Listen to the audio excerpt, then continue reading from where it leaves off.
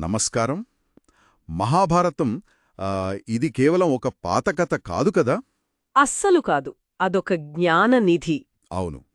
మన శ్రోత ఒక్కరు కొన్ని ఆలోచనలు, నోట్స్ పంపారు. వాటి ఆధారంగా ఇవాళ మనం మహాభారతంలో కొన్ని ఆధ్యాత్మిక సంకేతాలు అంటే జీవిత పాఠాల గురించి మాట్లాడుకుందాం. తప్పకుండా. ఈ మూలాలు చూస్తుంటే కథ వెనుకున్న అంతరార్థం మన ఈనాటి జీవితాలకు ఎంత అవసరమో తెలుస్తుంది. కరెక్ట్. మానవ స్వభావం, ధర్మం, అధర్మం వీటన్నిటినీ అద్దం పడుతుంది మహాభారతం. నిజమే. ప్రతి పాత్ర, ప్రతి సంఘటన వెనుక ఒక లోతైన ఫిలాసఫీ ఉంది.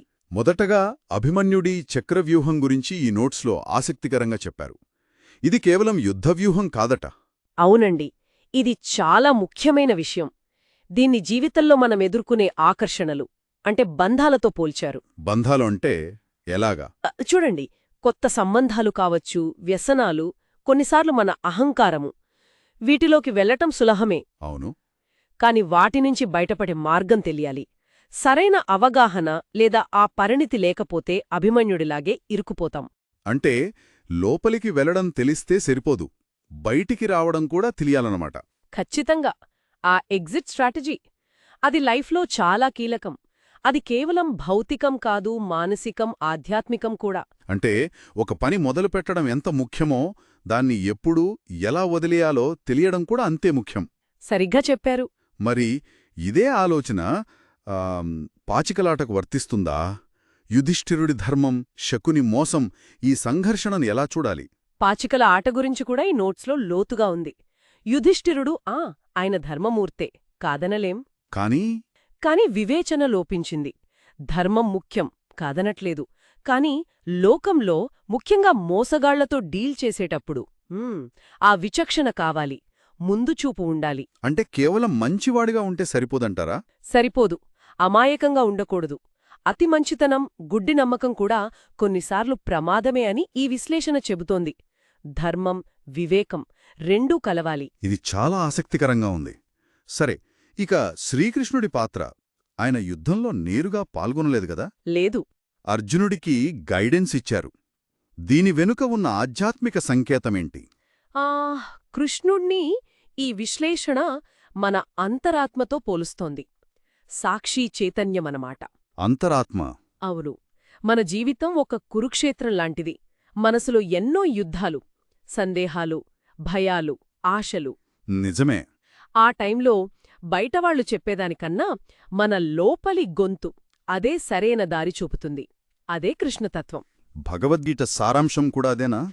ఒక రకంగా అవును. ఫలితం గురించి ఆలోచించకుండా మన పని మనం ధర్మంగా, నిష్కామంగా చెయ్యాలి. ఆ పనేంటో చెప్పేదే అంతరాత్మ. దాన్ని వినగలగాలి. గందరగోళంలో కూడా స్వరం వినడం, ఆ ప్రక్రియను నమ్మడం. ఎస్, అదే కృష్ణుడు నేర్పేది. చాలా లోతైన విషయం. మరి కర్ణుడు, ఆయన కథ గురించి ఈ విశ్లేషణలు ఏం చెప్తున్నాయి? ఎన్నో అన్యాయాలు ఎదుర్కొన్నాడు కదా? కర్ణుడు ఒక ట్రాజిక్ హీరో, కాని స్థితప్రజ్ఞతకు నిలువెత్తు రూపం. పుట్టినప్పటినుంచి ఎన్నో అవమానాలు, అన్యాయాలు. అవును. అయినా సరే తన దానగుణాన్ని, స్నేహధర్మాన్ని, ఆత్మాభిమానాన్ని వదులుకోలేదు. జీవితమెప్పుడూ ఫేర్గా ఉండదు కదా? పరిస్థితులు మన కంట్రోల్లో ఉండవు. కాని వాటికి మనం ఎలా స్పందిస్తామనేది మన చేతుల్లోనే ఉంది. అదే కర్ణుడు చూపిస్తాడు. ప్రతికూలతల్లో కూడా మనం మంచిని నిలుపుకోవడం. అదే అసలైన ధైర్యం. మన సంకల్ప బలానికి, స్పిరిచువల్ స్ట్రెంగ్త్కు అదో పరీక్ష. చివరగా మహాభారతంలో పాత్రల సంక్లిష్టత గురించి ఏమంటున్నారు? వాళ్లు మనల్ని ఎలా ప్రతిబింబిస్తారు? ఇది చాలా ముఖ్యం. మహాభారతంలో పర్ఫెక్ట్గా మంచివాళ్లు లేదా పర్ఫెక్ట్గా చెడ్డవాళ్లు లేరు. నిజమే. గ్రేషేడ్స్ ఎక్కువ. అందరిలోనూ మంచి చెడుల మిశ్రమముంటుంది. అర్జునుడిలో వీరత్వముంది, సంశయముంది. దుర్యోధనుడిలో అసూయ ఉంది, పట్టుదల ఉంది.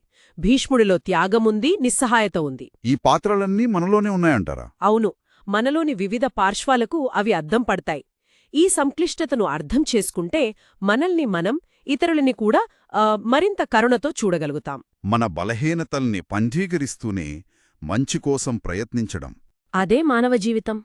కాబట్టి ఈ విశ్లేషణల ప్రకారం చూస్తే మహాభారతం కేవలం పాత కథ కాదు, అది మనందరి కథ. మన లోపలి సంఘర్షణలకు, ఆధ్యాత్మిక ప్రయాణానికి ఒక గైడ్ లాంటిది. ఖచ్చితంగా.